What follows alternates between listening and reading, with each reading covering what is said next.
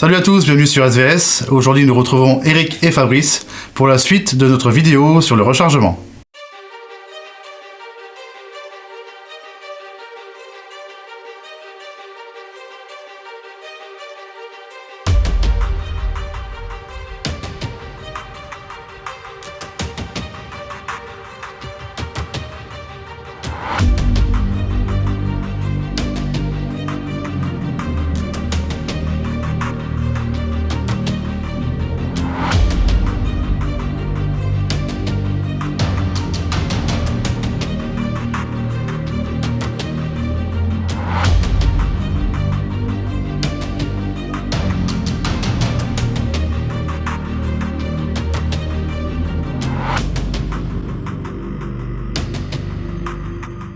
Salut à tous!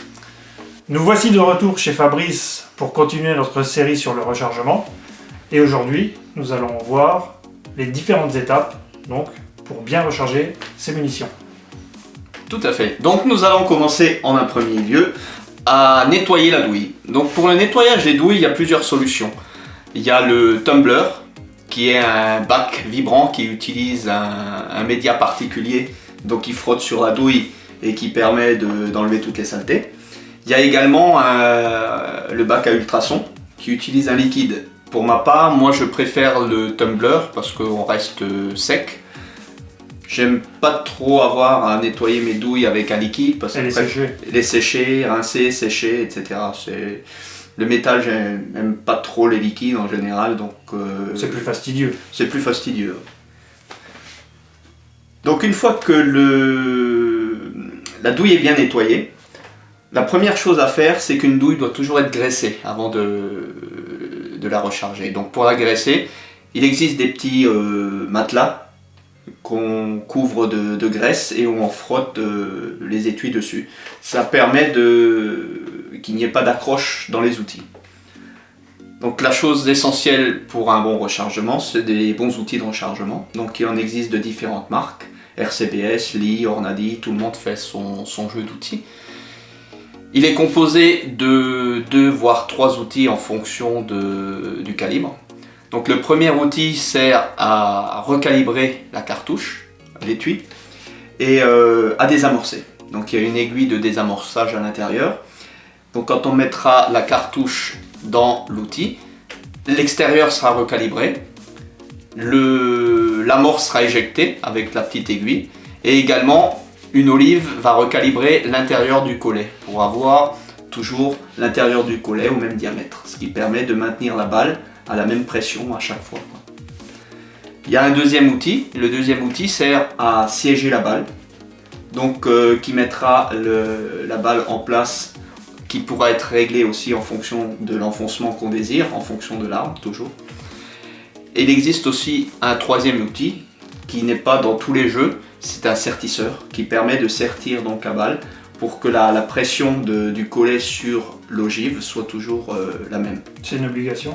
C'est pas une obligation. Pour ma part, je sertis que le 9 mm parce que d'une part parce que quand la cartouche est introduite, il y a quand même une certaine force qui s'exerce sur la balle. Et donc si la balle n'est pas maintenue fermement, elle risque de se déplacer lorsque la cartouche est chambrée et avoir des incidents de tir. Oui, tu n'as pas le même problème avec une arme à répétition manuelle. Une arme à répétition manuelle, il y a très peu de choc sur l'ogive qui est déjà plus fine et plus longue. Donc, alors que les ogives d'armes de poing sont plus plates et plus petites, donc le choc est moindre. Alors Fabrice, maintenant que tu as nettoyé et graissé tes douilles, comment procèdes-tu? Alors l'idéal c'est déjà de les placer sur un petit plateau prévu à cet effet. Donc ça permet d'avoir les douilles dans l'ordre, elles ne se mélangent pas, elles ne bougent pas, donc elles sont bien rangées. On va mettre en place l'outil, le premier outil dont je vous ai parlé tout à l'heure, qui est donc le recalibreur des amorceurs. Il se met sur une presse, il suffit de le lisser. Donc on met en place l'outil recalibreur et des amorceurs. On met également en place le shell holder qui va maintenir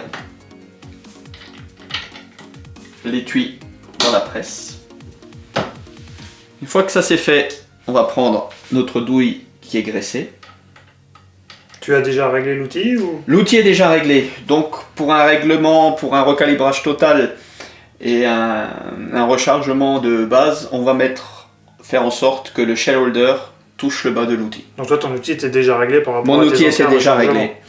Également, de temps en temps, ce qu'il faut régler, c'est la tige du désamorceur, parce qu'il ne faut pas que l'outil arrive embuté dans le culot de l'étui. Donc ensuite, il suffit de monter, de forcer jusqu'à ce que ça touche et de redescendre. Donc là, on voit que l'étui a été désamorcé, l'amorce a été enlevée et est tombée là. Une fois que ça c'est fait, ce qu'on remarque, c'est que l'intérieur est très sale. Donc il existe un outil qui permet, c'est une petite brosse métallique, qui permet de nettoyer le puits d'amorce. C'est toujours intéressant de le faire. Ça évite qu'au bout de 4-5 rechargements, on n'arrive plus à mettre l'amorce dedans. Donc on nettoie bien. Une fois que c'est propre, c'est bon. Il existe un deuxième outil qui est intéressant d'utiliser également. Il s'agit d'un petit outil qui égalise tous les trous des vents. Donc on y passe un petit coup. En général, quand c'est fait une fois, la première fois, après ça reste pareil, il n'y a pas besoin de le repasser à chaque fois. Juste quand l'étui est bien encrassé, là de temps en temps un petit coup, et puis ça remet tous les trous à la même taille.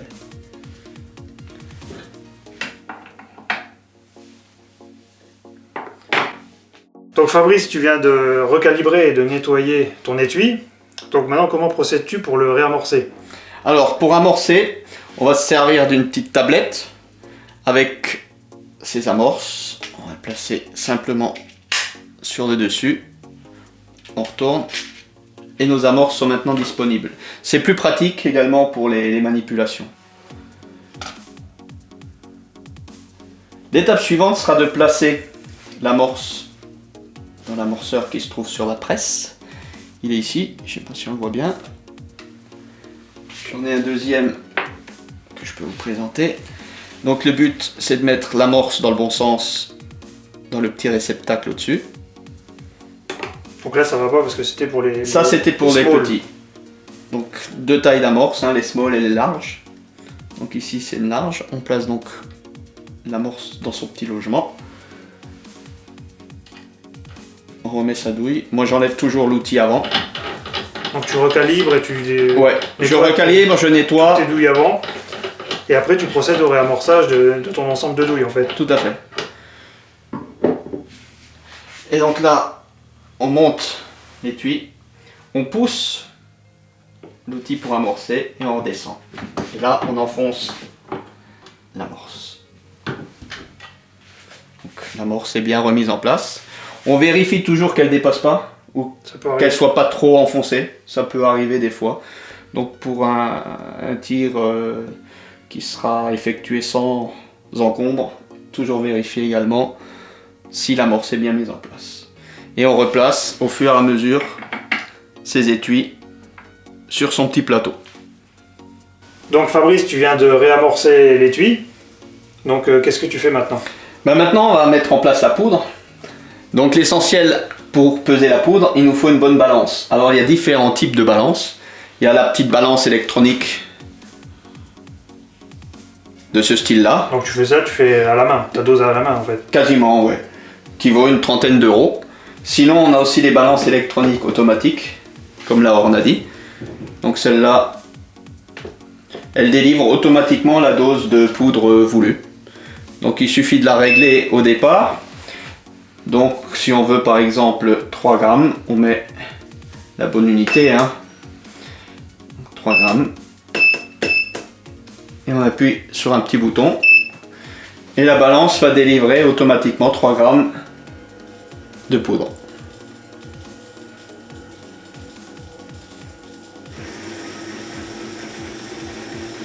C'est quand même rapide. Je m'attendais à plus lent que ça. On peut régler plus ou moins vite.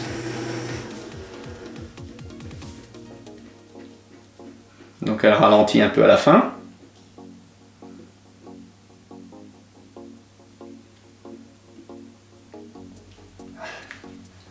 C'est au grain près, hein. Assez au grain près. Voilà, ou au dixième de gramme, même au centième de gramme. Voilà, une fois qu'on a la dose nécessaire, un petit entonnoir et on verse la poudre dans l'étui. Il suffit de repositionner dessus et c'est reparti. C'est automatique. Automatique, il n'y a rien à faire. Et tu mets ta deuxième dose. Voilà. Donc tu viens de mettre de la poudre dans ton étui. Qu'est-ce que tu fais maintenant? La dernière manipulation sera de mettre en place l'ogive. Donc pour ça, on va mettre le siégeur. Donc c'est ce qui va régler l'enfoncement L'enfoncement de la balle. Donc là, je suppose qu'il est pré-réglé comme ton précédent. Il est déjà réglé, effectivement. Ensuite, pour régler cet outil, c'est très simple. Il suffit de dévisser et visser ici. Ça réglera l'enfoncement de l'ogive. Et le gros outil te sert de... Il sertit? Non, non, non, celui-là ne sertit pas. Donc, là, à nouveau, on met son étui. On met la balle dessus. On monte.